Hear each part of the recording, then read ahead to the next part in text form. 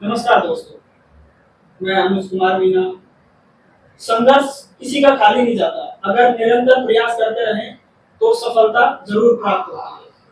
इसी का एक उदाहरण हमारे पास है कमलेश जी, जो कि के कोचिंग क्लासेस के संस्थापक है। तो सर, स्वागत है आपका सिम्बायोसिस एजुकेशन में। थैंक तो सर, आपने इस फील्ड में, टीचिंग फील्ड में आने के किस तरीके से सोचा और कौन कौन सी चुनौतियों का सामना करना पड़ा, तो जरा हमको इस बारे में थोड़ा बताएं। जब मैं क्लासेस चल रही थी, मैंने मेरी पढ़ाई चल रही थी, उसके साथ साथ जब एजुकेशन मेरी पूरी हुई, एमकॉम कंप्लीट हो गई थी, तो उसके बाद मैं जब देख रहा था मुझे क्या करें, फ्री बैठने से कंपटीशन की तैयारी चल रही थी, उसमें कोई सफलता हासिल नहीं हो पा रही थी। फिर मैंने कहा एक छोटा सा स्टार्टअप स्टार्ट कर लेते हैं। तो जैसे जैसे मैं स्टार्टअप की सोचा, लेकिन उसमें भी कई बाधाएं आई कि कभी तो कई शॉप डालने की या फिर कई और भी बहुत सारे थे। फिर मैंने कहा एजुकेशन से रिलेटेड कुछ आया, मैंने कहा अपन पढ़ तो रहे हैं, पढ़ने के साथ साथ अपन इसको भी स्टार्ट कर सकते हैं। एक साइड इनकम के सोर्स। हाँ हाँ। तो मैंने जब मेरे पास था कि दो तीन बच्चे थे, तो मैंने कहा इससे स्टार्ट हो जाएगा और अपना जो टाइम पास से जो बोल सकते हैं अपन इनकम थोड़ी, हाँ रहेगा और कुछ एक्सपीरियंस भी मिलेगा उसको। थोड़ा बहुत पैसा आता रहेगा तो अपना खर्चा तो निकलता रहेगा। तो वैसे तो निकलता रहा। मैंने 2-3 महीने के बाद जैसे मेरे स्टूडेंट जिसे मैं पढ़ाया वो एक्सपायर हुए,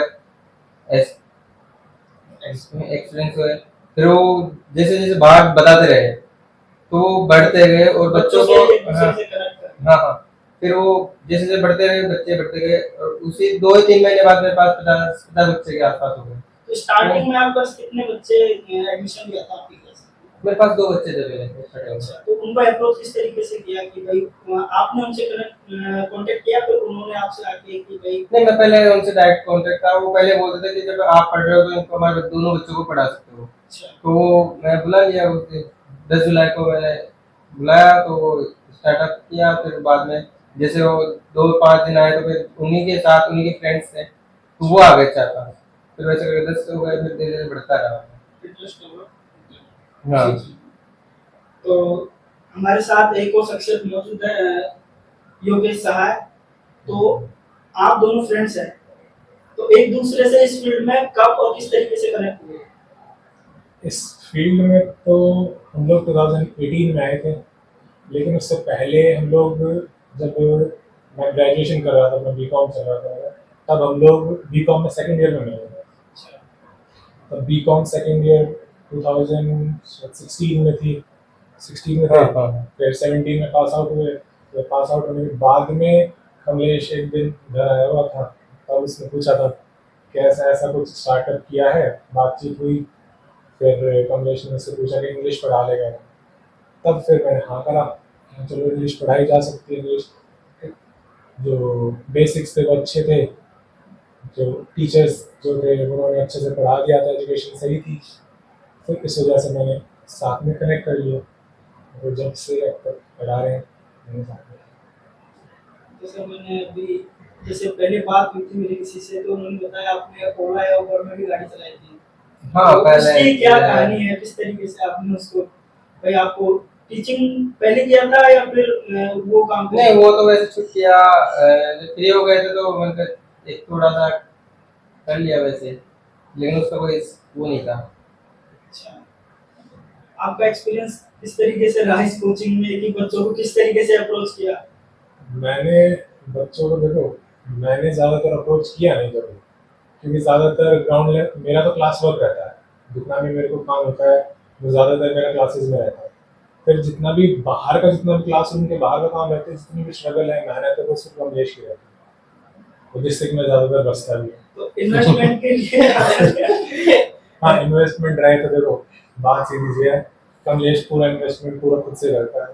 फाइनेंस जितना भी संभालना होता है, बाकी जितना भी क्लास से बाहर का जितना मैनेजमेंट होता है ना, वो सारा कमलेश करता है। और मैन आर्मी है पूरी अभी।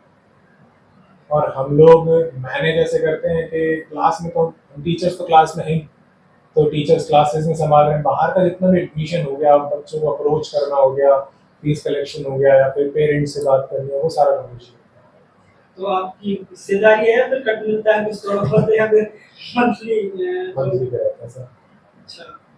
और मेरे को आप किसी ने बताया कि आप कई बार ऐसी स्थिति में आ चुके थे कि जेब में 10 रुपए नहीं होते थे। हाँ, उस टाइम पे कई बार जब मैंने स्टार्ट किया था तो जब 8-10 बच्चे हुए मेरे पास, फिर 8-10 बच्चों को एक जाके तो पढ़ाने से वो रहता था, तो मैंने कहा बोर्ड की जरूरत पड़ती है, तो फिर मैंने कहा क्या करें। फिर जैसे उनकी फीस आई तो फर्स्ट बार उसका इन्वेस्ट था, मेरा फर्स्ट इन्वेस्ट था कोचिंग का, उसमें मैंने 500 रुपये का एक बोर्ड लेके आके फिर वो स्टार्टअप किया था वहां से।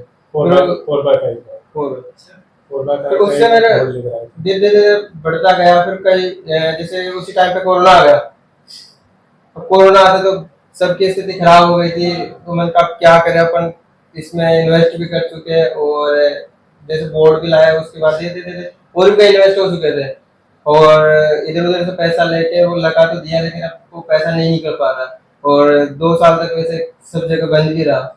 और फिर मैंने कहा पैसा निकालना है तो कुछ तो करते हैं, और मेरा स्टार्टिंग से ये था कि अगर जो चीज अपन नहीं कर पा रहे हैं उन चीजों को अपन स्टूडेंट्स के जरिए जो सपने थे वो अपन करवा पाए।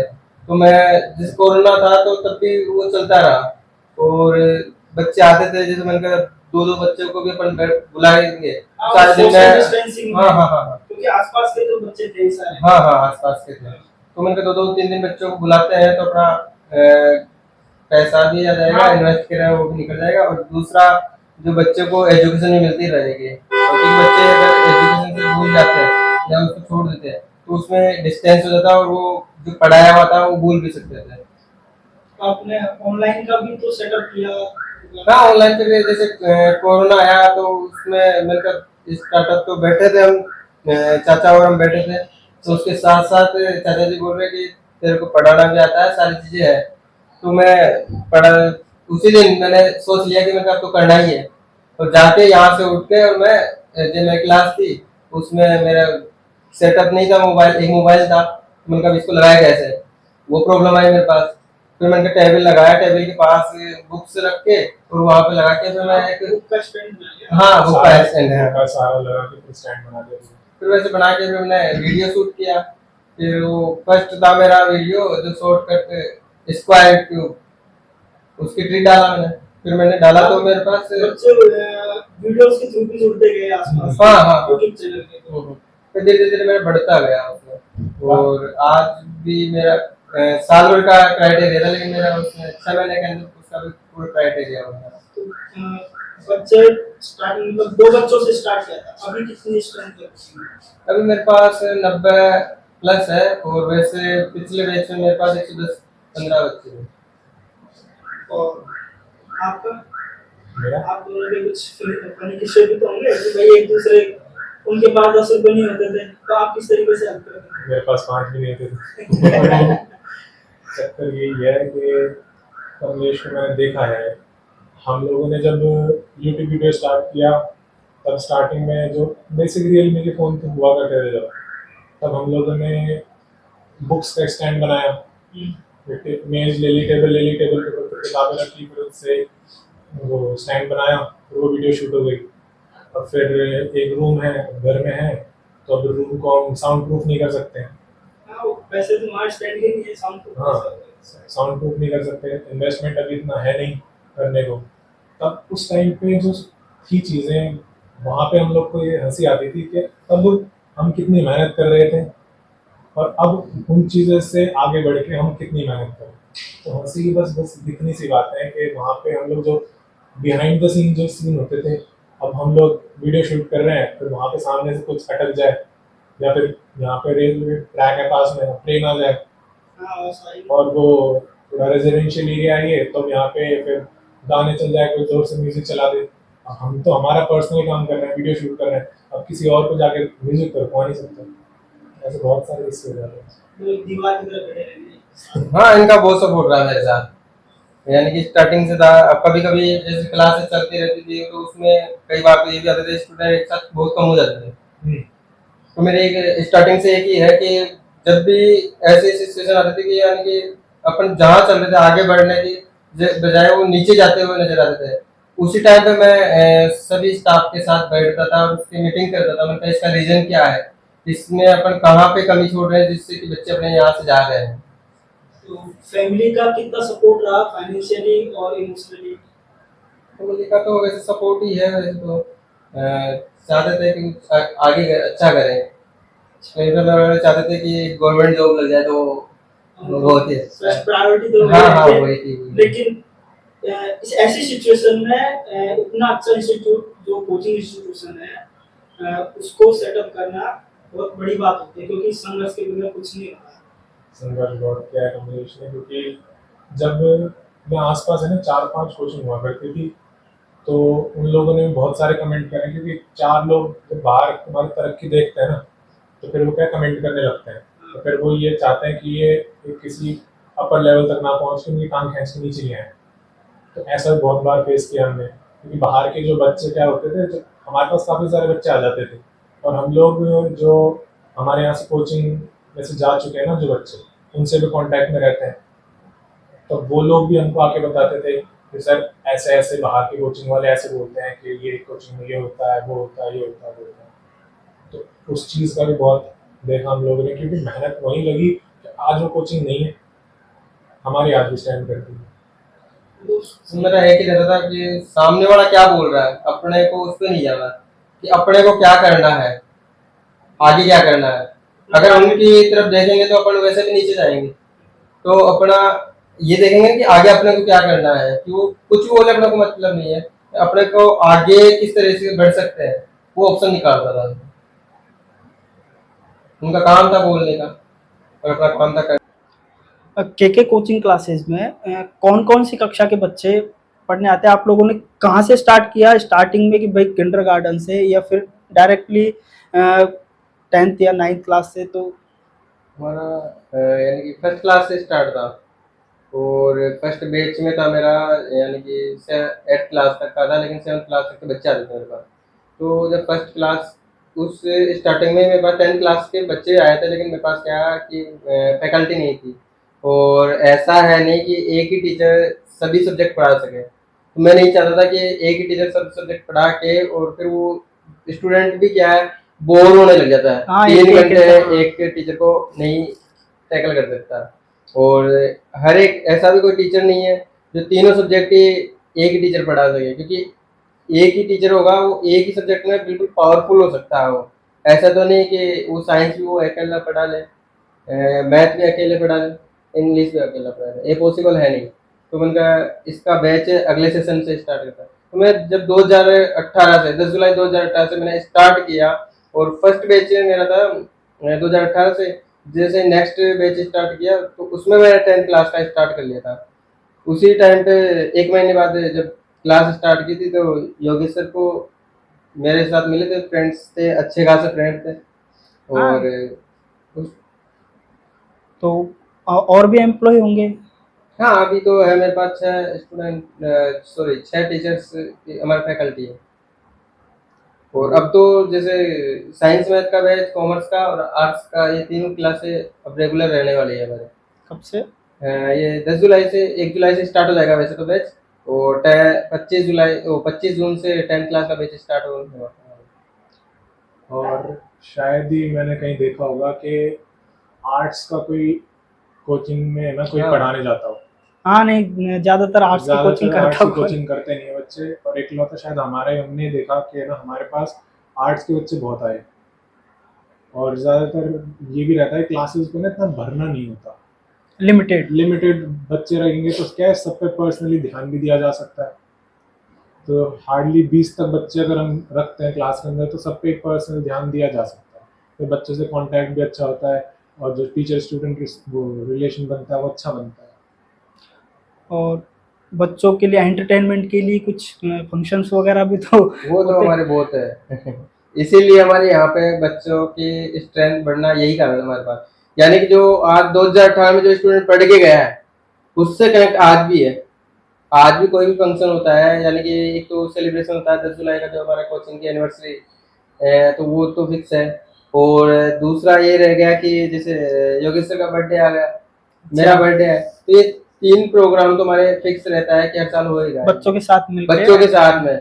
और एडवर्टाइजमेंट बहुत अच्छा खासा रहता है इसमें। क्योंकि बच्चे क्या है, पूरा स्कूल में वही रहता है, स्कूल में भी बस सुबह गए दोपहर में आए, पढ़ते हाँ, पढ़ते बस बुक्स फिर में घुसे रहो। हाँ, क्योंकि सारा दिन अपन बुक्स में बैठाए रखते हैं बच्चों को, स्कूल में भी वही रहता है। फिर स्कूल के बाद में 1 घंटा घर पे रुके, 2 घंटा घर पे रुके, फिर हमारे पास कोचिंग पे आ जाते हैं, फिर वही है, फिर शाम को छूटते हैं, फिर घर जाएंगे, घर जाके फिर तो अगर अगर हम लोगों ने कुछ होमवर्क दे दिया तो वो भी कर रहे हैं, और जो स्कूल से मिला है वो तो कर ही रहे हैं। तो हम ज़्यादा बर्डन ये भी नहीं देते कि होमवर्क दिया जाए, प्रैक्टिस कर लो, प्रैक्टिकली वर्क जो होता प्रैक्टिकल है, वर्क ज़्यादा हो जाए, ताकि क्लास में ना बोर्ड पे क्वेश्चन सॉल्व करवा दिए या प्रैक्टिस सेट ज़्यादा दे दिए, क्लासेस में ज़्यादा काम करवाया जाए, ये नहीं कि घर पे करवा दिया जाए। हाँ, जैसे कि न्यू एजुकेशन पॉलिसी जो 2020 में आई थी, उसके उसमें भी यही डिफाइन किया गया है कि बच्चों को किताबी कीड़ा नहीं बनाना। जरूर। ये तो मेरा है यूट्यूब पे भी डला हुआ है मेरे हाँ, कि खेल के साथ अपन बच्चों को कैसे सिखा सकते हैं, एजुकेशन कैसे दे सकते हैं। ये 4-5 वीडियो मेरा पहले ही मैं डाल चुका। मैंने जैसे अपना ये एजुकेशन सिस्टम आ रहा है तो इसको देखते हुए मैं पहले ही स्टार्टिंग कर दिया। और मेरा मेन पर्पज ये रहता है कि एक बुक्स से ज़्यादा अपना जो बाहरी नॉलेज मिले स्टूडेंट को, तो वो इसीलिए मेरे पास जो 8th क्लास से यानी 8th क्लास जो पढ़ रहे थे वो आज भी है। वो यही रीजन है कि यहाँ पे जो एजुकेशन मिलती है वो एजुकेशन के साथ साथ एक्स्ट्रा मिलता है कि अपन आगे जाके आगे स्कोप मिल जाता है उनके, हाँ, एक क्या अपन आगे क्या कर सकते हैं, गाइडेंस एंटरटेनमेंट के साथ साथ गाइडेंस। एक जो टीचिंग कोर्स होते हैं उसके अंदर कई मेथड सिखाए जाते हैं। हाँ, तो उसके अंदर एक मेथड होता है प्ले वे मेथड। हाँ, तो उसका इस्तेमाल कैसे किया जाता है क्लासेस में, और उससे क्या होता है, बच्चा अट्रैक्ट ज़्यादा होता है। क्योंकि क्लासेस में जितनी भी स्कूल्स में होती है और रेगुलर क्लासेस में भी अगर हम पढ़ा रहे होते हैं तो बच्चा क्या बोर हो जाता है। वो क्या उसको बार बार रिपीट कर रहा होता है, वो जो चीज़ें हम पढ़ा रहे हैं उसको बस वो पढ़ना है, समझना है, याद करना है, पढ़ना है, समझना है, याद करना है। तो वो क्या है, एक साइकिल बन जाती है। और उस साइकिल से क्या है, कोई भी स्टूडेंट ही नहीं, कोई भी एक ह्यूमन बीइंग होगा ना, तो वो क्या उससे बोर हो जाता है। तो उस चीज़ को, उस बैरियर को तोड़ने के लिए हम लोग प्ले वे मेथड भी यूज़ करते हैं कि बच्चों को खेल खेल के बता दिया जाए। जैसे अगर फॉर एग्जांपल अगर मैं बताऊं कि अगर हम लोग टेंस से सिखा रहे हैं, मैं जैसे इंग्लिश में जब टेंस पढ़ा रहा होता हूँ तब टेंस के अंदर बच्चों से ही कुछ कुछ चीज़ें करवा लेते हैं कि अगर तुम अभी यहाँ खड़े हो तो फिर प्रेजेंट में हो कि पास्ट में हो, अब यहाँ पे हो तो क्या हो। तो वो सब चीज़ें क्या है, जितना ज़्यादा इंटरेक्ट करता है बच्चा हमसे, जितना ज़्यादा घुल मिल के रहता है क्लास में, जितना ज़्यादा उसको ये रहता है कि बर्डन ना पड़े, खेल खेल के सीख जाए वो सब चीज़ें, तो वो ज़्यादा बेनिफिशियल रहते हैं। तो ज़्यादातर बच्चे क्या होते हैं कि पढ़ा रहे हैं कि उनको ध्यान पूरा पढ़ने में होता है। तो बहुत से स्टूडेंट ऐसे जो शरारती होते हैं, इंटेलिजेंट तो होते हैं लेकिन उनकी उसके साथ साथ वो शरारती भी होते हैं। बहुत सारे तो फिर उनको किस तरीके से फेस करते हो? हमारे पहले तो उसमें ये रहता है कि जब पहले ही टारगेट कर लेते हैं कि ये बच्चा यानी कि जो स्टूडेंट है वो शरारती करता है, तो उसको पहले परसेंटेज का टारगेट दिखा देता है, उसको मोटिवेट करते हैं कि अगर ये बना लेगा ना तो, और तो बना भी सकता है ये, तो वो उसके बाद है ना इतना मोटिवेट हो जाता है कि वो डायरेक्ट उनका जो सिस्टम है कि वो पढ़ने में ही ज़्यादा रहता है वो। और फिर भी कभी जैसे मान ही नहीं रहा तो उसमें एक बार क्लास से बाहर कर देते हैं, तो दूसरे हाँ, डराना एक तरीके से डराते।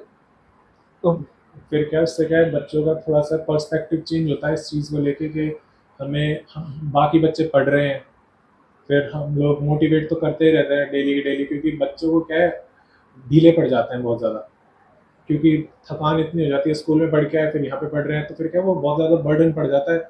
उस चीज़ को हटाने के लिए बहुत ज़्यादा मोटिवेट करना पड़ता है बच्चों को, गाइडेंस मान लो एक तरीके से, क्योंकि गाइड करोगे बच्चों को तभी जाके कुछ रिजल्ट निकलते हैं।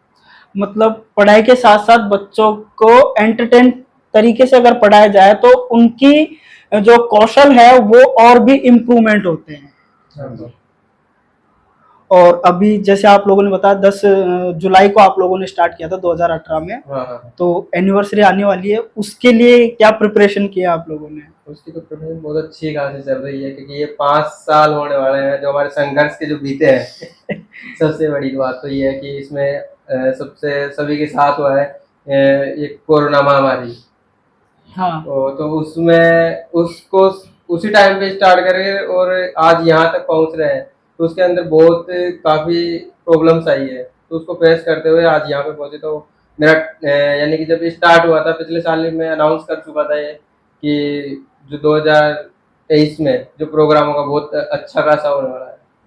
प्राइज भी अनाउंस हाँ, प्राइज भी करी हुई है बच्चों को जो- मोटिवेट करने के लिए। हम लोगों ने जो 12th का रिजल्ट आया था, तो जो हमारा जो 12th का बैच था, हम लोगों ने उनको एक फेयरवेल पार्टी भी दी, क्योंकि उन लोगों ने हमारे पास आके पढ़े वो और रेगुलर आए।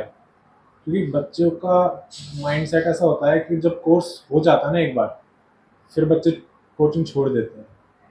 तो आप बोर्ड्स के रिजल्ट से जो आपके स्टूडेंट्स हैं पहले के बजाय अब बेहतर हैं, या फिर आप सेटिस्फाई हो कि हाँ थोड़े बेहतर रिजल्ट्स आ रहे हैं हमारे और इससे बेहतर कर सकते हैं स्टूडेंट अगर अच्छे से और भी गाइड किया जाए तो? हाँ, ये चीज़ तो है कि बेहतर तो करना ही होता है हर बार। भले ही हम 90s तक आ जाएं, तो हम सोचते हैं कि 90 से और कैसे आगे जाया जाए। कमलेश हर बार ये बताता है बच्चों को कि हम लोगों को जितना हमने अचीव किया है, हमें उससे ज़्यादा अचीव करना है।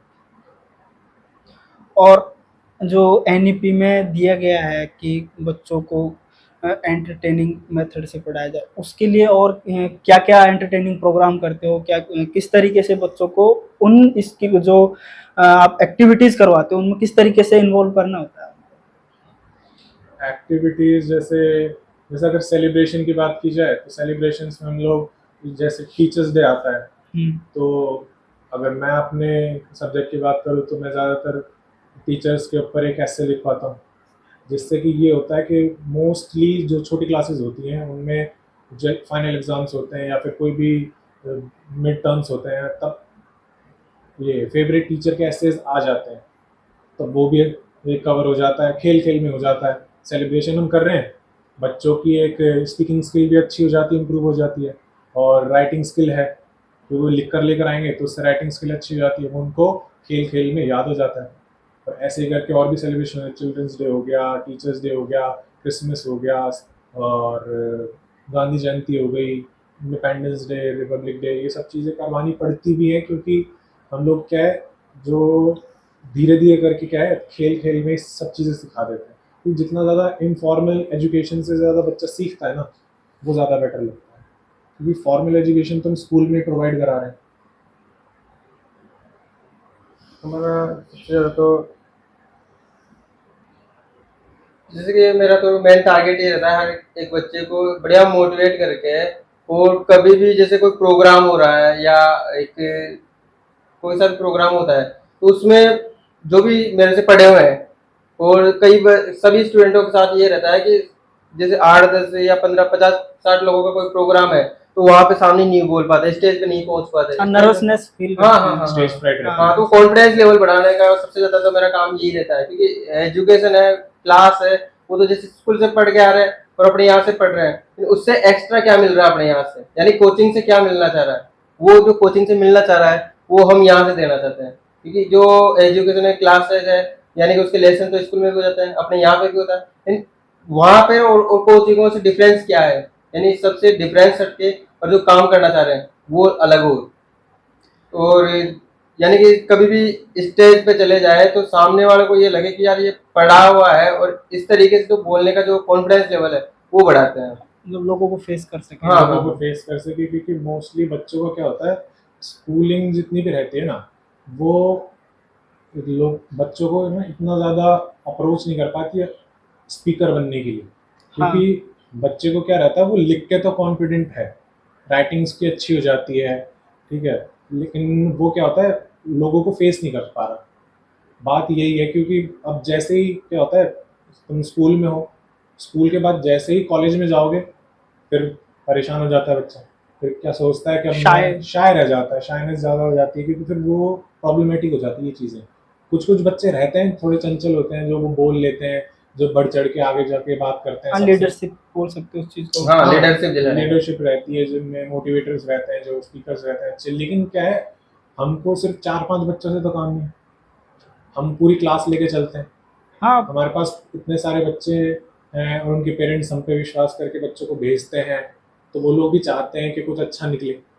शिकायतें भी तो आती हैं कि स्कूल्स तो ओनली लिमिटेड टाइम के लिए 10 से 12 जैसा भी उनका टाइमिंग होता है वहाँ तक, उसके बाद जो टाइम बचता है उसमें तो जहाँ तक मैं जानता हूँ कि बच्चे सारे कोचिंग जाते हैं पढ़ने के हाँ, लिए। mostly तो जाने लगे हैं। पेरेंट्स का क्या उस पे कमेंट्स रहते हैं कि बच्चे स्कूल में ज़्यादा बेहतर कर रहा है कि कोचिंग में जाने के बाद उनका परफॉर्मेंस अच्छा हुआ है?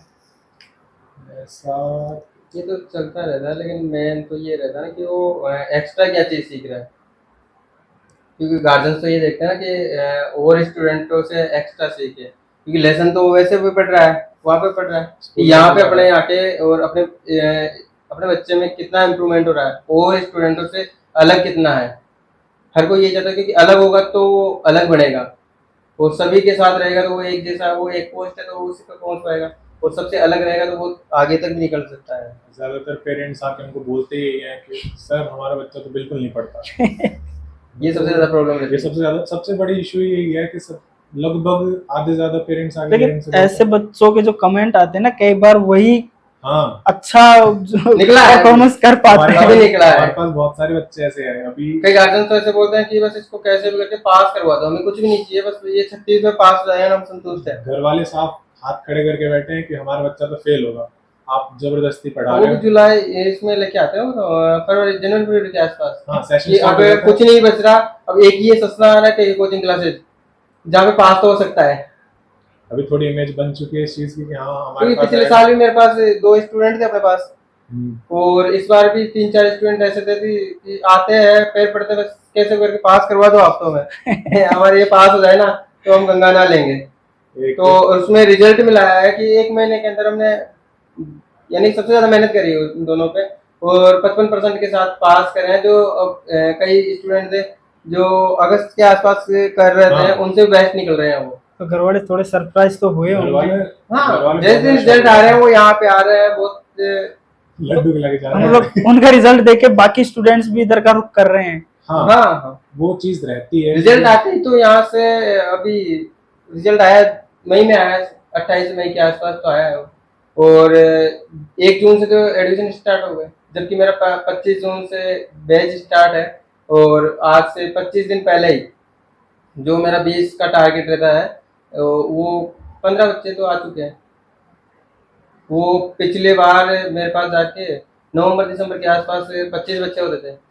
वो ये रिजल्ट देख के और इनका जो कॉन्फिडेंस लेवल देख के बच्चों का, यानी कि और बच्चों से अलग क्या क्या चीज मिल रही है, और कोचिंग में बेस्ट यहाँ पे क्या चीज मिल रही है, उसको देख रहे हैं सबसे ज्यादा। और 10th वाले बच्चे आके पूछ रहे हैं कि अब सर बैच कब स्टार्ट होगा नया, ये कब कर पाओगे, क्योंकि बच्चे क्या है बाहर ना जाके अब हमें ही चाह रहे हैं कि हम ही पढ़ा दें उन्हें, क्योंकि हम लोग क्या थे अभी तक 10th तक स्टार्ट कर रखा था, फिर अभी एक इतना कोई हम लोगों ने फोकस किया नहीं था, सोचा था ही नहीं बिल्कुल कि 12th का बैच स्टार्ट कर देंगे। तो हमारे मेन तो ये रहता है प्रायोरिटी ये थी हमारी उस टाइम पे कि 10th का एक अच्छा रिजल्ट निकल जाए, क्योंकि हमारे साथ चोट हुई कोविड के टाइम पे। ये तो हमेशा याद ये रहेगा। हमेशा याद रहती है हमें। हम लोगों ने भरपूर मेहनत कराई, 6-6 7-7 घंटे की क्लासेस भी ली, क्योंकि स्कूल्स थी नहीं, तो हम लोगों ने सेपरेट ले लेके बच्चे को एक एक बच्चे को इतनी इतनी देर तक पढ़ाया, बहुत सारी मेहनत हुई, तो फिर जाके पता चलता है कि एग्जाम ही नहीं रहे, बच्चे प्रमोट कर दिए। तो उसका भी इफेक्ट पड़ा होगा बच्चों। बहुत इफेक्ट पड़ा उस चीज़ का। हम लोग बहुत मेहनत करके बैठे थे कि कई बच्चे तो ऐसे इतनी मेहनत तक जा चुके थे, जितने भी उनको प्रैक्टिस सेट्स वगैरह करवाए या फिर जितने भी उनके टेस्ट वगैरह लिए, उनमें 80-90 से तो नीचे नंबर ही नहीं आ रहे थे। लेकिन फिर दिक्कत क्या हुई, उनके प्रमोट होने की वजह से 70s में रह गए। और इस साल का ये अजूबा हुआ कि बहुत से बच्चे जो स्टार्टिंग में तो आए नहीं, एंड में आए बिल्कुल, तो सर संभाल लो। क्रैश कोर्स करने। हाँ, क्रैश कोर्स समझ के आए, मैं संभाल लो सर, डूब जाएंगे नहीं तो अब तो अब उनके साथ ऐसा हुआ कि वो लोग 70s क्रॉस कर रहे हैं। तो हम लोग भी ऐसे हैं कि यार चलो बच्चे हमें दिखती है हमारी मेहनत कितनी काम आ रही है। हम मेहनत तो हम भी कर रहे हैं, लेकिन फिर क्या है बच्चा भी कितनी और मेहनत कर रहा है कि वो 1-2 महीने पहले एग्जाम से आके वो इतना अच्छा स्कोर कर रहा है। तो स्टूडेंट्स जो हैं वो बाइलिंगुअल हैं, मतलब हिंदी मीडियम के भी एक साथ बैठते हाँ। होंगे तो इंग्लिश मीडियम के नहीं, वो बैच अलग-अलग चलता है। अलग-अलग चलता है। अलग-अलग चलता है, इंग्लिश मीडियम अलग है, कॉमन। क्योंकि फिर क्या है पेरेंट्स ज्यादातर है ना कंप्लेन ये कर देते हैं कि आप लोग है ना हिंदी मीडियम इंग्लिश मीडियम एक साथ बैठाते हो, भले कोर्स सेम है, कोर्स सबका एनसीईआरटी है तो NCERT ऐसे दिक्कत नहीं है। तो दिक्कत आती ही नहीं है, हमें भी कोई सीबीएसई दिक्कत हो नहीं या है। आरबीएसई हो। हमें भी कोई दिक्कत नहीं आती, चाहे हिंदी मीडियम का चाहे इंग्लिश मीडियम का, पढ़ाना वही। और इतना तो मुझे नहीं लगता कोई अंग्रेज आता है कि वो उसको प्रॉपरली इंग्लिश में पढ़ाना है, क्योंकि फिर बच्चे क्या है, चाहे अब देखो देश ऐसा है हमारा, हिंदी भाषी देश है हमारा, तो वहाँ पे बच्चे को चाहे कितना ही तुम इंग्लिश में समझा लो, एक थोड़ा सा सपोर्ट हिंदी का चाहिए ही होता है।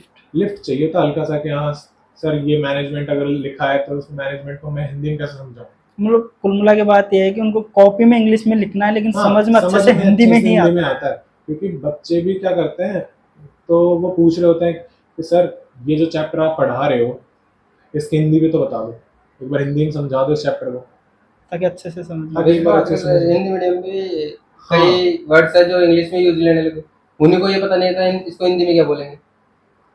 तभी तो अभी चला है, अब ये इंग्लिश को एनईपी में लैंग्वेज को लेके भी कई जो ऑब्जेक्टिव है उनको लेके चल रहे हैं। एनईपी में लैंग्वेजेस को लेके शायद 5th क्लास तक है आई थिंक, 5th क्लास तक ये मातृभाषा में। मातृभाषा में पढ़ाया जाए, और जो शायद जो उनकी रीजनल लैंग्वेजेस है उनको भी सपोर्ट किया जाए, ऐसा है।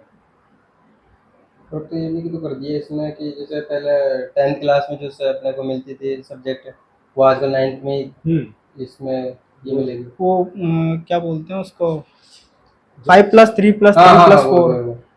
हाँ, वो ज़्यादा एक मैं मानता हूँ वो थोड़ा क्या है बेटरमेंट की तरफ जा रही है ये चीज़, क्योंकि बच्चे को क्या सेट मिलता था, अब वो 10th तक पढ़ चुका है, अब वो जब 11th में अपने स्ट्रीम चूज करने जा रहा है तो उसको क्या सेट मिलता है। फायदा ये भी तो मिल रहा है ना अपने को, जैसे कि कई स्टूडेंट होते हैं जिसको साइंस पसंद है, उसकी फेवरेट है, और इसके साथ साथ जैसे उसके कॉमर्स अकाउंट्स भी पसंद है, हाँ उसको समझ में आ रहा है जो ग्रुप पसंद है, तो सभी सब्जेक्ट भी तो ले सकता है वो। सब्जेक्ट को लेके मेरे को थोड़ा सा एक क्वेश्चन याद आ रहा है कि बच्चे 10th पास करने के बाद गाइडेंस के लिए आप लोगों के पास आते होंगे जो आपके इंस्टीट्यूशन में पढ़ रहे हैं, कोचिंग क्लासेस में पढ़ रहे हैं, तो आप किस तरीके से उनको गाइड करते हो कि भाई आप साइंस लो, मैथ लो, आर्ट्स, कॉमर्स जो भी है।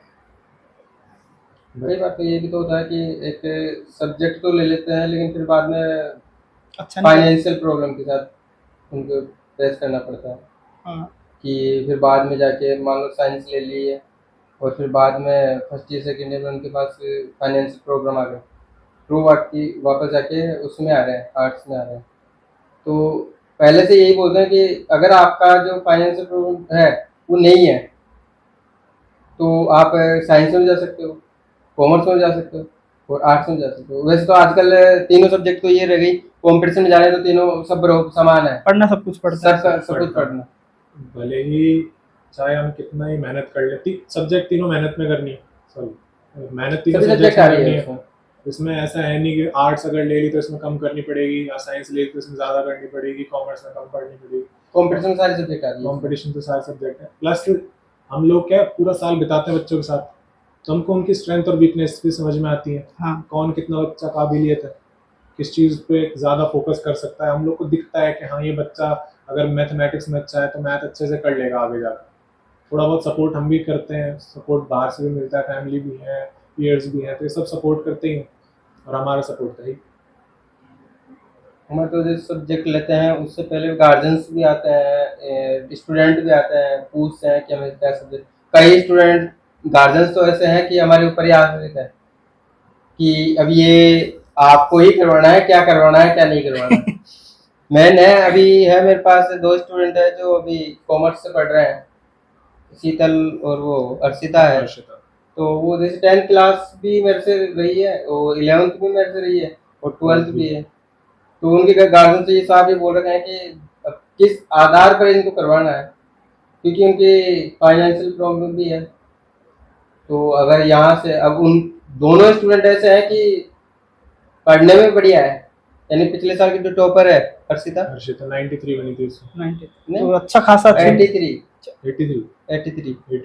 तो अच्छा खासा अचीवमेंट है। क्योंकि ना बात ये होती है कि जो बच्चे बिल्कुल स्टार्टिंग से कनेक्ट है ना हमारे पास, अब हम लोगों ने 2018 में स्टार्ट किया था जब, तो बहुत सारे बच्चे हमारे पास ऐसे हैं जो बिल्कुल बिगनिंग से हमारे साथ हैं और आज तक हमारे साथ पढ़ ही रहे हैं। 2018 में बहुत सारे बच्चे ऐसे थे जो आए बस वो आके यहीं पे है। और उनके पेरेंट्स भी ये कहते हैं कि स्कूल तो पढ़ा ही रहे, भाई स्कूल पे तुम भरोसा कर रहे हो, स्कूल में जा रहे हो, बच्चों को भेजना होता है, स्कूल तो मैंडेटरी है, कंपलसरी है वो चीज़। लेकिन जो एक हम हल्का सा सपोर्ट दे देते हैं ना, फ्रेंडली। फ्रेंडली सपोर्ट दिया, थोड़ा इनफॉर्मल से सपोर्ट मिल जाता है ना हमारी तरफ से, तो वो क्या, वो बिल्कुल स्टार्टिंग से दिए जा रहे हैं, तो वहाँ से ही बच्चे क्या कनेक्ट रहते हैं।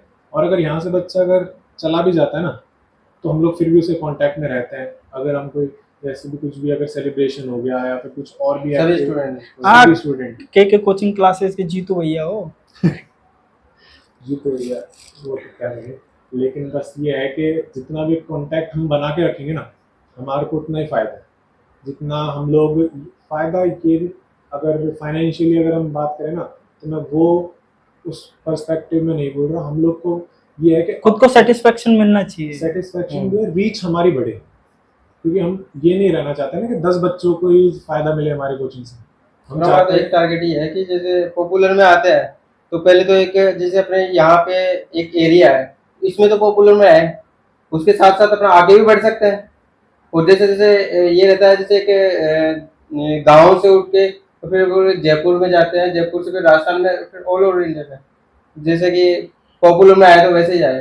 कि एक अपने कई रहते हैं कि जैसे गांव में तो कोई जानता नहीं है और बगने लग जाते हैं सीधे, मेरे को तो पूरे इंडिया लेवल पे टॉप करना है, तो वो तो पॉसिबल है ही नहीं। यानी कि जहाँ चल रही है वहाँ पे हर एक स्टूडेंट के मुंह से एक ही नाम निकले कि पढ़ना है तो ओनली के कोचिंग क्लासेस है। वो भी एक रीजन यही है और स्टार्टिंग से यही है कि जिस दिन सेटिस्फाई होंगे 100%, तो जिस दिन 100 ऑफ 100 नंबर आ जाएंगे। और वो आज नहीं, इस बार नहीं हो पाया, कई चीजें थी, पिछले साल से बेस्ट मिला, लेकिन कोशिश हमारी ये रहेगी कि जो 2025 का 24 का रिजल्ट आएगा उसमें यही रहेगा कि एक सब्जेक्ट ऐसी होगी कि इसमें 100 ऑफ 100, ये तो आना ही है। हमारी तो यही शुभकामना है कि आपका हर बच्चा टॉप करे। हम भी यही चाहते हैं कि जितनी हम मेहनत करा रहे हैं, बच्चों की मेहनत तो है ही है, बच्चे हमसे ज़्यादा मेहनत तो बच्चे ही कर रहे हैं, क्योंकि हम क्या करते हैं 3-4 घंटे हम पढ़ा रहे हैं, लेकिन बच्चा क्या है सुबह 7 बजे से लगा हुआ तो शाम 7 बजे तक 12-12 घंटे पढ़ रहा है। स्कूलिंग भी होता है। स्कूलिंग भी है, वो बहुत ज़्यादा, मेरे मानने में तो क्या है, वो बहुत ज़्यादा बर्डन पड़ जाता है उस चीज़ का, क्योंकि बच्चा स्कूलिंग भी कर रहा है और फिर उसके बाद में बच्चा कोचिंग भी आ रहा है, तो उसकी मेहनत ज़्यादा है। बिल्कुल ज़्यादा है। उसको एक अच्छे पॉइंट तक लेके जाना, एक अच्छे मुकाम तक लेके जाना, वो हमारी रिस्पॉन्सिबिलिटी बनती है, अगर वो हमारे पास आ रहा है तो। और अपने एक ये भी तो रहता है कि जैसे कि कई कोचिंगों में तो 1-2 घंटे बच्चे आ रहा है जाए, यानी कि अपना मतलब ये है कि बच्चा जो फीस दे रहा है इनकम का सोर्स है। और हमारा एक ये है कि जैसे अपन तो पढ़ा रहे हैं तो बच्चे को एक तो पूरी फैसिलिटी, जो प्रिंटेड नोट्स है वो दे रहे हैं, और जो लाइब्रेरी फैसिलिटी है, एग्जाम टाइम पे कई बच्चों के साथ ये रहता है कि घर पे पढ़ाई नहीं हो पा रही है, तो वो जैसे कि सुबह से भी, क्योंकि स्कूलों की अब एक लाइब्रेरी टाइप की फैसिलिटी है, गाइडेंस भी मिल जाता है साथ हाँ, ही हाँ, साथ, और नोट्स है, बुक्स है, उनकी जो क्वेरीज हैं वो भी हाँ, जैसे यहाँ clear हो बच्चा जाते बैठ के हैं। पढ़ रहा है तो जो उसकी प्रॉब्लम्स है उसका साथ के साथ सॉल्यूशन मिल रहा है उसको, तो वो प्रॉब्लम से एक छोटी छोटी प्रॉब्लम्स हो के एक बहुत बड़ी प्रॉब्लम हो जाती है वो, तो वो छोटी प्रॉब्लम वहाँ है ना, उसी को अपन सोल्व करके और फ्री कर देते हैं, वहीं तो पे वो बड़ी प्रॉब्लम ना बच्चा- बने उनके साथ। तो स्टूडेंट आपके में सभी उससे आते होंगे, जैसे एक तो वो है जो अच्छी जिनका फाइनेंशियल कंडीशन अच्छी हाँ, है, ये और एक इसमें वो ये जो है ना, थोड़े लेबर वर्क वाले लोग जो होते हमारे हैं उस टाइप के। फीस ही इस लेवल पे है कि हर कोई एक मीडियम से मिडिल Affordable है ना, वो भी आके पढ़ा सकता है, ना मात्र की फीस लेके, और बेस्ट से बेस्ट रिजल्ट दिलाने की कोशिश करते हैं हमारे। क्योंकि हम लोग का ये चीज़ नहीं है ना कि हम लोग पैसा बनाने नहीं बैठे, क्योंकि हम पैसा बनाने का दो चीज होती है, एक तो पैसा बनाना, दूसरा हाँ, नाम कमाना। नाम कमाना, हम नाम कमाने बैठे हैं, क्योंकि अगर नाम हमारा बन जाता है ना तो पैसा तो बाद में भी आ जाएगा। हम कोविड में अगर चलाना चाहते तो कोविड में भी खूब चला सकते थे। तो पैसे की बात पे कि कई कोचिंग इंस्टीट्यूशन होते होंगे जो कंपैरिजन करते होंगे एक दूसरे से, आप लोगों से कंपटीशन करते होंगे कि उनके स्टूडेंट ज़्यादा है, हमारे कम है, फिर हमारे ज़्यादा है, उनके कम है, और बच्चों को गलत अवेयरनेस बच्चों में फैलाते होंगे। ये तो देखो हमारे साथ भी होता है कभी यार उनके पास कैसे जा रहे हैं ज़्यादा, अपन कैसे बढ़ाए उनको, वही तो है ना। क्या कि सभी के साथ होता है ये तो। क्योंकि कोई बैठा है मार्केट में अगर, तो फिर वो सोचता है कैसे थोड़ी सी ना हमारी स्ट्रेंथ बढ़ी जाए। लेकिन थोड़ा वो उपलब्धि का मजा तब है तो कोई कॉम्पिटिटर हो। हाँ, ये मजा भी- तभी तो आता है। मजा तो तभी हम तो आता है। चाहते ही हैं यहाँ पे आसपास में 4-5 कोचिंग खुले तो मजा ही अलग आए। फिर बच्चे एजुकेशन फिर बच्चे आए भी हमारे पास। भाई कई होते हैं ना कि जैसे अकेले घोड़े को दौड़ाओगे ना तब भी सेकंड आता है, हाँ, ये तो रहता है। कॉम्पिटिटर होना बहुत Competitor जरूरी है। क्योंकि उससे फायदा ये मिलता है ना कि हम लोग भी मोटिवेट होते हैं, क्योंकि वो कुछ अच्छा कर रहा है तो हम सोचते हैं कि हम कुछ ऐसा क्या करें जो हमारे पास भी अच्छा हो। अगर उसके पास कुछ है तो हमारे पास भी कुछ होना चाहिए देने के लिए बच्चों को। तो ये चीज़ भी बहुत ज़्यादा फायदे रहती है।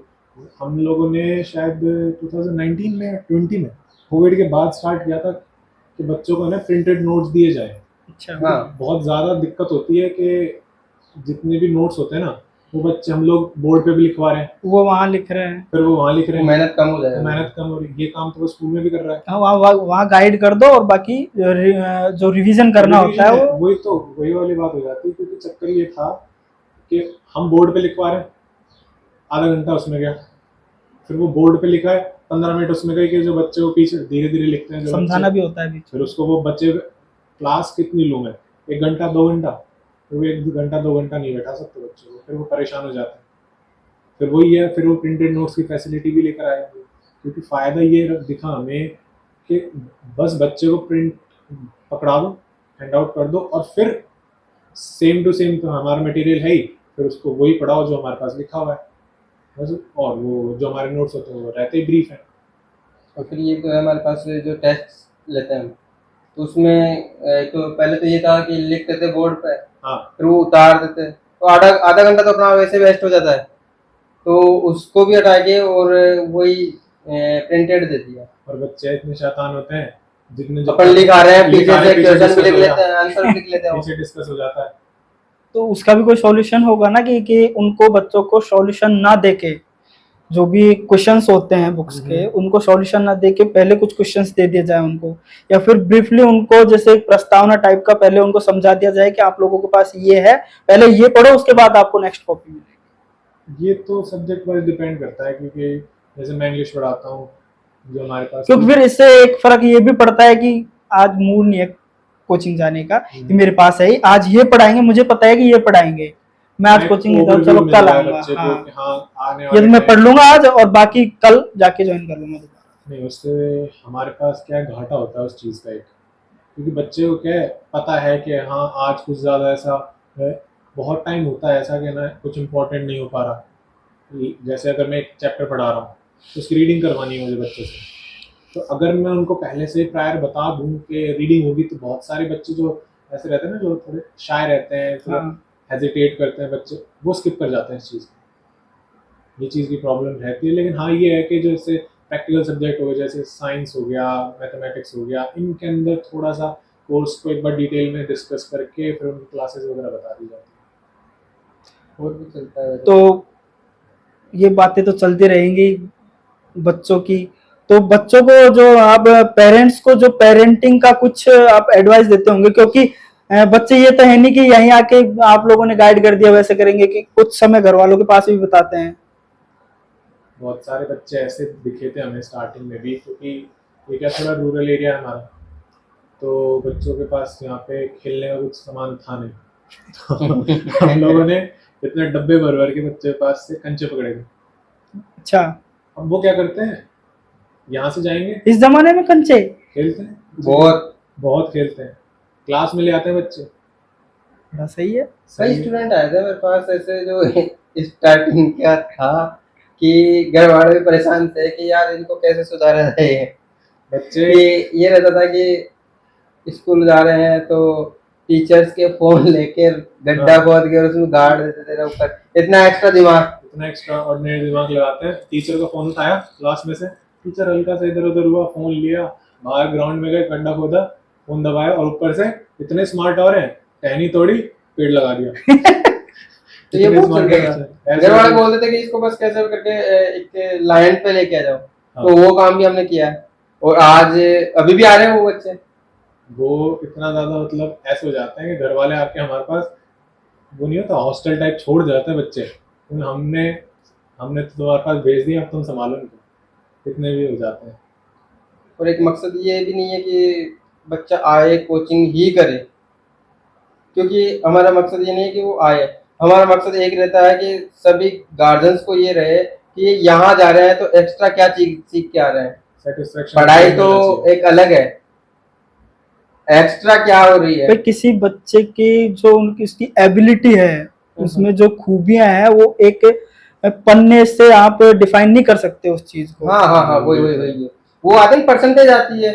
जैसे 10th क्लास में कई स्टूडेंट है जो टॉपर है, वैसे उसका दिमाग बहुत चलता है, लेकिन वो एक्सप्लेन नहीं कर पाता पढ़ के, और जो एक्स्ट्रा ऑर्डिनरी है तो वो चीजें उसके अंदर दबी हुई रहती है, बच्चा तो दबी हुई है उसको बाहर निकालने का काम अपन करते हैं। बच्चा और starting एक्चुअली में असली टीचर का काम यही होता है। यही होता है कि बच्चे में जितनी भी खूबियां खूबियां। हैं, टैलेंट्स हैं, जितने भी, वो क्या है वो बाहर निकाले।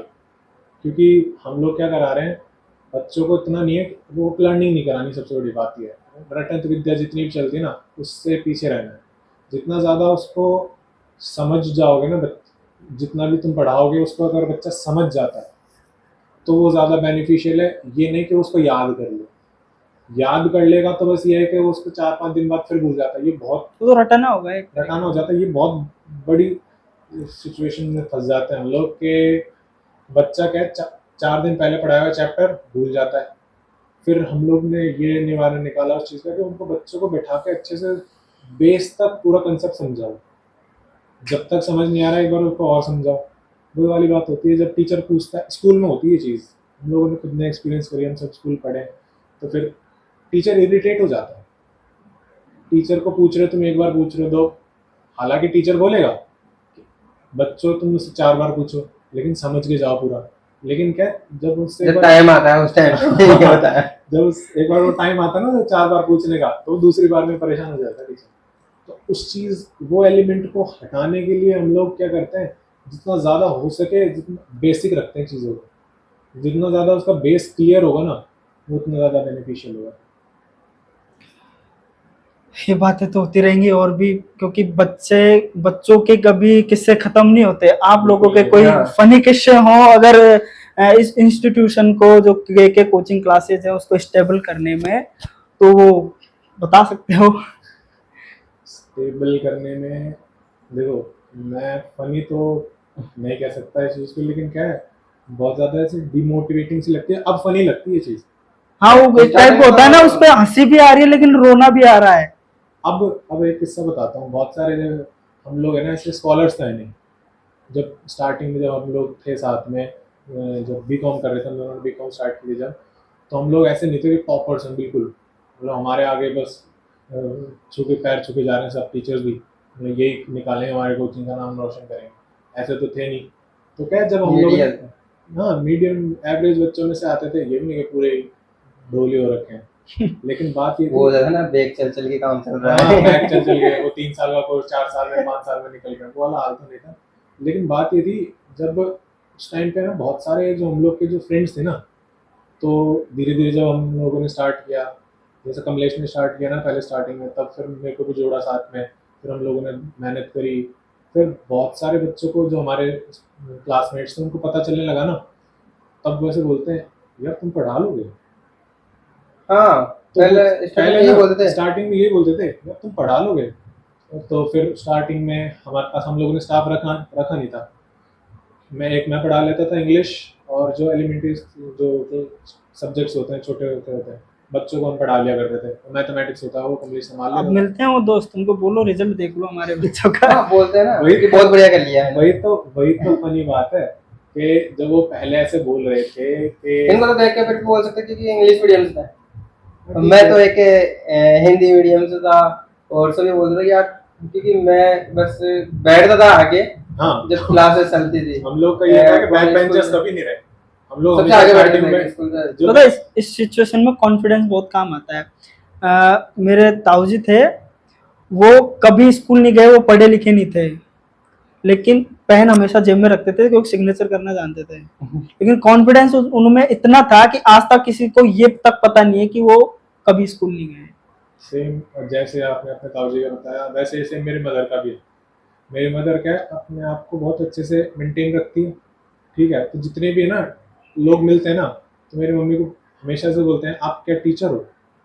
तो एक जो पर्सनालिटी मैनेजमेंट की जो बात होती है ना, वो कमलेश कह रहा था। तो जैसे मेरे लिए कह रहा था कि ना योगेश को देख के लगता है कि हाँ ये कर लेगा कुछ, तो फिर वो वाली बात हो जाती है कि पर्सनालिटी मैनेजमेंट जितना अच्छा हो जाए ना, तो फिर क्या लोग सोचते हैं कि हाँ ये कुछ कर रहा है, ये कुछ कर रहा है। लेकिन जैसे जैसे कमलेश देखो मॉडेस्टी दिखा रहा है अब यहाँ पे है ना, मैं ऐसा था वैसा था, लेकिन क्या है जो एक पर्सनालिटी होती है ना इंसान की, वो ये नहीं है कि उसके आचरण से दिखे, उसको कितना दिमाग है ना चीज़ों को संभालने का, वो चीज़ है। और मैं हमेशा ये ऑन कैमरा भी कह सकता हूँ, मैं ऑफ कैमरा तो हमेशा कहता ही हूँ, भाई इस जैसा इंसान मैंने तो नहीं देखा।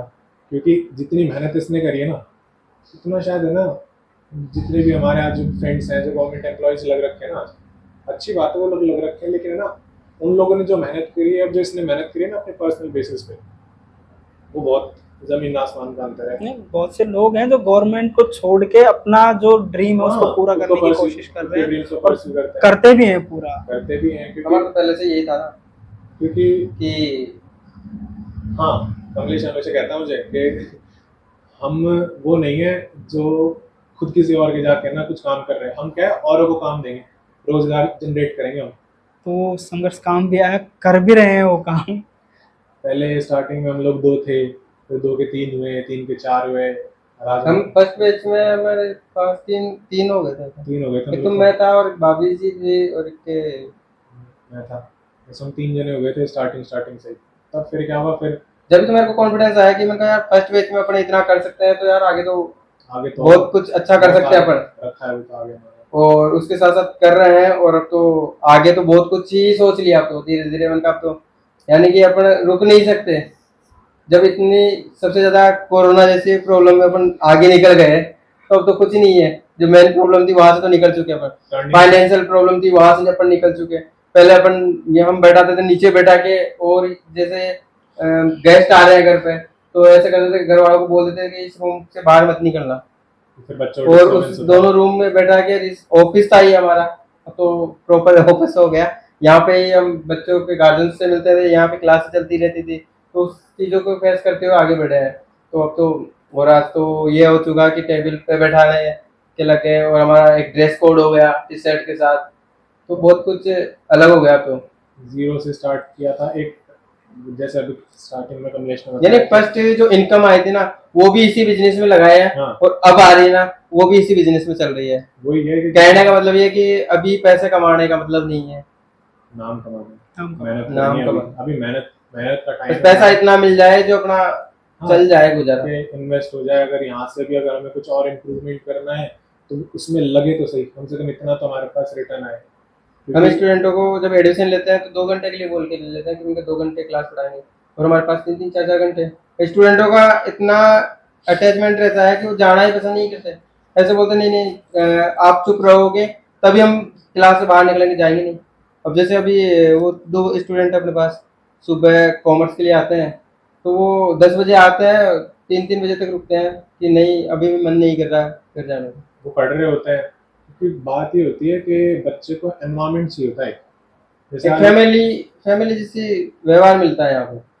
क्योंकि आजकल जैसे फैसिलिटी स्टार्ट कर दी है बड़े बच्चों के लिए, मेजरली हो तो लाइब्रेरी ओपन हो गई है, तो बच्चा क्या माहौल ढूंढता है लाइब्रेरी जाके, कि वहाँ पे क्या 4 लोग पढ़ रहे हैं तो उनको पढ़ते पढ़ते हम भी देख के हम भी पढ़ ही रहे हैं, वहाँ पे फिर कोई इधर उधर परेशान नहीं होता बच्चा। अब यहाँ भी हम लोग यही चीज़ प्रोवाइड कराते हैं कि हम लोग एनवायरनमेंट प्रोवाइड करा रहे हैं।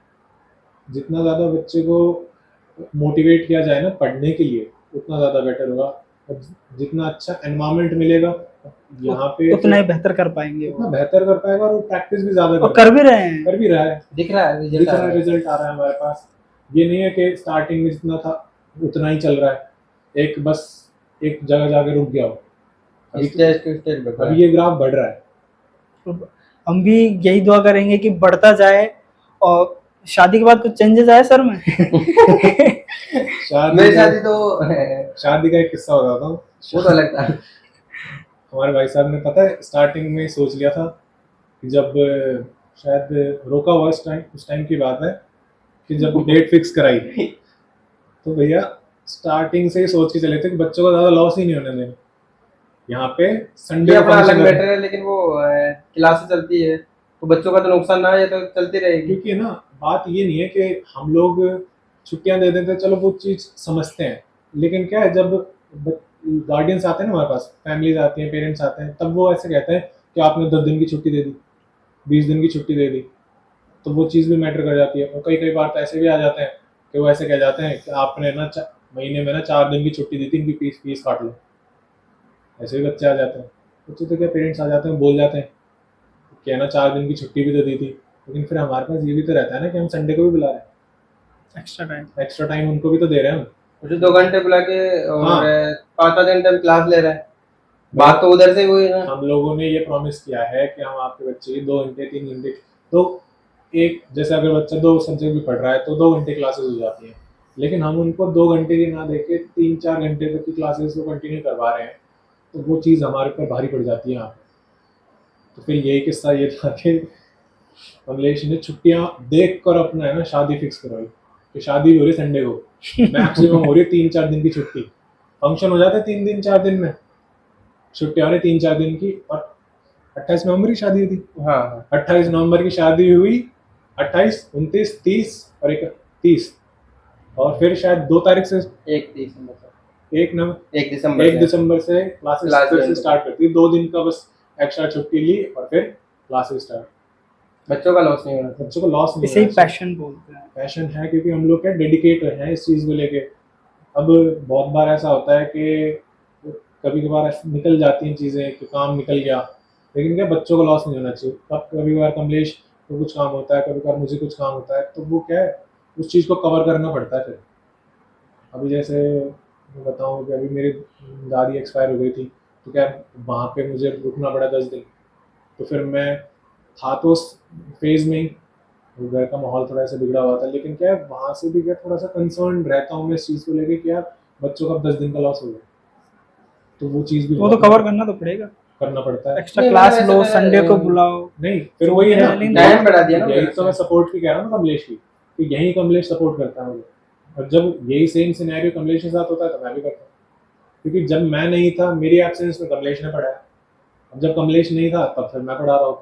जुड़े इसमें ये भी रहता है हमारे साथ कि एक फ्रेंड्स है तो हाँ अलग रहते हैं, लेकिन जब क्लास में कभी मान लो इनके साथ कोई गलती हो गई या मेरे साथ गलती हो गई तो सामने चलता है हमारे, बता वो देनी चाहिए, क्योंकि अलग है और फ्रेंड सर्किल अलग है। पर्सनल लाइफ और प्रोफेशनल लाइफ को थोड़ा अलग लेके चलना पड़ता है, क्योंकि फिर क्या है अगर मैं ऐसे कह दूं कि नहीं कमलेश मुझे बताया मत कर क्लास के अंदर कि क्या दिक्कत चल रही है मेरी टीचिंग में, तो उससे लॉस क्या होगा ना कि बच्चों को गलत नॉलेज प्रोवाइड करा दी जाएगी। अगर गलती से मान लो चलो अगर मैं कुछ गलत पढ़ा दूँ, मैंने कुछ कह दिया बच्चों को, तो वो चीज़ अगर कमलेश को गलत लगती है तो वो वहीं पे ही सॉल्व हो जाए, वो बड़ी प्रॉब्लम नहीं करती। वो बड़ी नहीं करनी चाहिए। क्योंकि अगर कुछ टीचिंग में कुछ दिक्कत आती है तो कमलेश वहीं पे नोटिफाई करके मुझे वहीं चीज़ सॉल्व हो जाए, तो वो चीज़ ज़्यादा बेटर रहती है। क्योंकि क्या है, गलत नॉलेज देने से अच्छा है ना कि हम उस चीज़ का सोल्यूशन निकालें। सॉल्यूशन निकाले। प्रिंटेड नोट्स के अलावा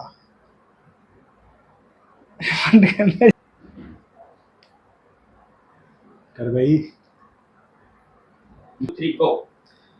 नोट्स के अलावा आपके पास क्या क्या फैसिलिटीज हैं जिससे बच्चे रिलेवेंट रह सकें?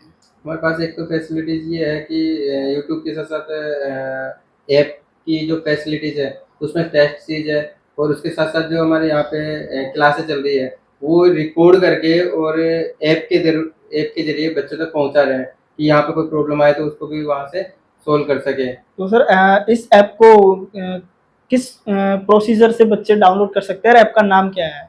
क्योंकि कोचिंग क्लासेस का ऐप है और प्ले स्टोर से आसानी से इसको डाउनलोड कर सकते हैं, और उसके बाद तो अब कोचिंग का रजिस्टर्ड भी हो चुका है जो जिससे कि सभी विश्वास लाइक ऑथेंटिसिटी दिख जाए बच्चों को कि हाँ एक रजिस्टर्ड इंस्टीट्यूट है, रजिस्ट्रेशन को विश्वास रजिस्टर्ड कर सकें। कोचिंग है, तो उससे क्या हो जाता है बच्चों के मन में विश्वास बैठ जाता है। एक जो भावना होती है कि हाँ हम इस इंस्टीट्यूट से इस कोचिंग से अगर हम कुछ ले रहे हैं तो उस पर कितना विश्वास किया जाए, ट्रस्ट वर्दी एक चीज़ हो जाती है रजिस्ट्रेशन की वजह से। तो इसी जो हमारी बातचीत की जो श्रृंखला है, आप लोग जैसे शिक्षाविद हैं उनसे हम मिलते रहते हैं, और आप लोगों से मिलके हमको भी थोड़ा मोटिवेशन मिलता है कि शिक्षा के क्षेत्र में, एजुकेशन के क्षेत्र में कि कितने कितने कार्य हो रहे हैं, किस तरीके से लोग अपने जो ड्रीम है कितना संघर्ष करने के बाद जो अपने सपने पूरे करते हैं। तो सर, बातचीत की इस श्रृंखला में हमसे बातचीत करके आपको कैसा लगा? हमें आपसे बहुत अच्छा लगा, और आपसे मिलके भी बहुत अच्छा लगा कि एक दूसरे से मिलके और आगे तक जो हमारी बातें हैं वो पहुंच रही है और एजुकेशन के बारे में समझ पा रहे हैं। हम लोग हम लोग जब आपसे जुड़े हैं तो जो हमारी जो चीज़ें हैं वो आगे और पहुँचे, तो हमारे हमारी जरिए ही पहुंचे, दो मिलके और आगे हाँ। तक बहुत आगे तक पहुंच सकती है वो। वो ये कि दो दो लोग मिलके आगे पहुंचाते हैं किसी चीज़ को, तो वो चीज़ आपके साथ जुड़ के बहुत अच्छा लगा। संघर्ष बंद कर लेगा यार ये। सफर अच्छा है मंजिल से भी, निरंतर प्रयास करते रहें, बुक्स पढ़ते रहें, पेड़ लगाएं। Thank you.